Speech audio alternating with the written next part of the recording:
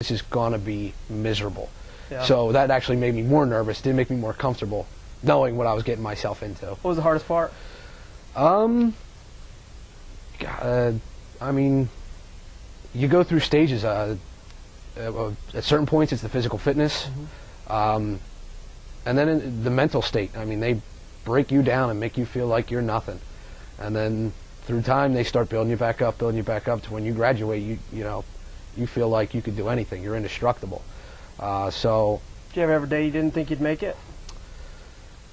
I mean, you have your moments where you're like, there's no way. But you push yourself through it. I mean, we do like 15-mile hikes, and you get through 7 miles, and you're exhausted. And you're like, there's no way I'm making it 15. But you just got to push yourself through it and just think, so many people have gone through it. So many people have graduated and done this. So can I. So, yeah, you just got to be... the mental toughness really plays more of a key than your physical toughness. What was your interaction like with the other guys in your barracks and troop? They don't really give you much time to interact with each other. I was a squad leader, so I had about 20 guys that I was in charge of. So, my interaction with them was, do this, do that, square away your uniforms. You're go, go, go all the time, and, usually you'll get maybe an hour at night to write letters home, and if they catch you talking or you're being too loud, that hour's gone. It's all right, you're done now. No more writing home to family or anything like that. So the few that I did interact with, like after I graduated, we stayed in touch. You just get to know where you're from, you got a girlfriend. Same age as you? I was actually one of the older guys. I turned 21 while I was in boot camp, and most of the kids that I was there with, because I went in June, I had a lot of kids that had just graduated high school, so I had a lot of 18, 19-year-old, a couple 17-year-olds. So I was actually one of the older guys in the platoon. Did they let you know it? No, because a lot of them really didn't know, and because you don't have that interaction with each other. The only times I could sense it was the maturity level. I could handle the stress a lot more. I noticed, and it was just I looked at it as you got to play along, you got to play the game. They ask you to scream, scream. They ask you to run, just run. Don't question it, just do it. Yeah. So, yeah, they really didn't.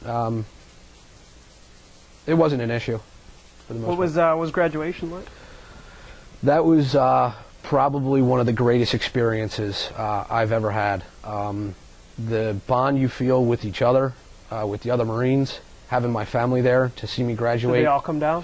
For the most part, whoever could make it came to the graduation. I had about like 11 people make it down for it, which was awesome.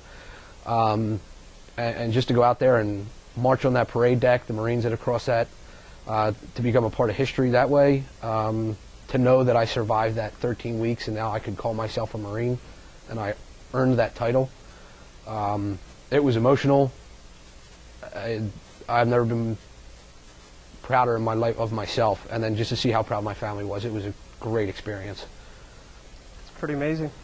Was there a sense that you were definitely headed to war? Oh, definitely. I signed up in 2005 fully knowing that that was the goal for us, for anybody who was coming in. It's not if, it's when. Was it a more tangible feel on the day of graduation? I mean, could you definitely have the sense of it's drawing closer? I don't think at graduation, after we graduate, we go to combat training, and that's where you learn your infantry skills, and I think that's really when it settles in, because all your instructors are infantry guys who have been there several times, and they're telling you about it, they're showing you videos of what to prepare yourself for, and that's when it really sinks in that it's right around the corner. What's the break in between graduation and combat training? You get 10 days. To go home? To go home, see your family, and then... You did? I did. As soon as I graduated, the best view of Paris Island at that time was from the rear view mirror for me. But yeah, so I spent the 10 days home, and then I got shipped off to combat training in Camp Lejeune, North Carolina. How was that? It was good. You spend an entire month living outside. Same drill instructor recruit relationship, or how does that change? Well, you leave your drill instructors, sure, and then you get they're infantry Marines who have been assigned there to be instructors.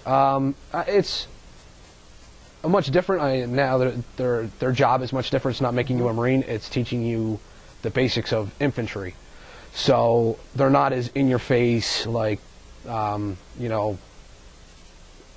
authority figure. Like they hold the rank, but they're there more to instruct and to teach. So it's a bit different of a relationship.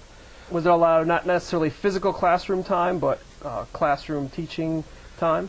We did a lot of both. You know, a lot of PowerPoint slides for. Is that right? And then we would go out and apply it on a patrol or with weapons. They would teach us the basics of the majority of the weapons, how they worked, how to break it down, how to put it back together. The What type mechanics. of weapons did you use?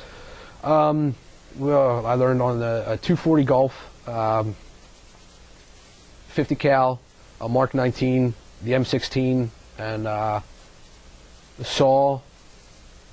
I think that might be it. All fired at live ranges? No, not all were fired. The only ones we fired on the live range were the 240 Golf, the saw, the M16, and then I think those were the only ones we fired live. And then we did sim rounds for like the rocket launchers and stuff with flares, just to get adjusted to the mechanics of it. What type of training did you do theater specific for Iraq or for Afghanistan or counterinsurgency type training? We did a lot of more of awareness for like IEDs, what to look for, how to locate them, the proper steps to avoiding them, how the insurgency would set up ambushes, what their typical attacks were, the procedures they used, and how we could counter them. Mm-hmm. And then just your basic infantry stuff, patrolling, the hand arm signals, and that was a lot of what we covered for that. And patrols, holding a position. In terms of operational tempo, are you going 6 a.m. to 10? I mean, how what is it? Usually it was about probably about 6 a.m. till about 8 p.m. We were out, doing various drills, various classroom. Then sleeping out there or coming back in, or? No, we slept in wooden huts. So we had all you put down was your ISO mat and slept on the mat. And we didn't see a chow hall. We ate MREs the entire month, and so it was like being in the field. We were in the field. How's morale? It wavered from person to person. Some people, because with the school I went to, it was for guys who were non-infantry. So it was only a month. The infantry actually goes for 3 months to learn theirs, because that's their job. Ours is just a quick, condensed version of it, just to get us up to speed. So you've got guys who were, administration clerks, who thought, all right, I'm going to be sitting in an office, for the majority of the day. Now you're throwing them out there. It's raining. It's muddy out. You're cold. You're hot. So with some people, the morale was really low. And then you had the guys who loved being outside. They loved the outdoors, that were like, I don't want to do this anymore. I want to go to the infantry school. Like, I really enjoy this. So they actually wanted to go. It raised their morale to want them to go into infantry. So it wavered back and forth from person to person. But it was based on physical conditions and not anything to do with in terms of the war, or? I'm sorry. Meaning that that their morale was based on the fact that they were sleeping outside. Yeah, it was more about that. From what I saw, it was more about the conditions that we were living in, and you get tired of MREs for 3 months, and I think that was more of what raised and lowered morale. It wasn't the possibility of getting deployed. Now, it's a 30-day training program. Yes. Did you know when you went there where your first station would be?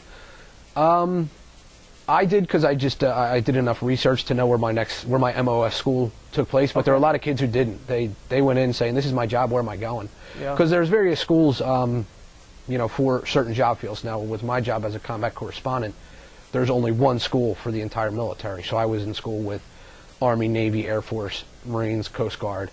So where's that school located at? Fort Meade in Maryland.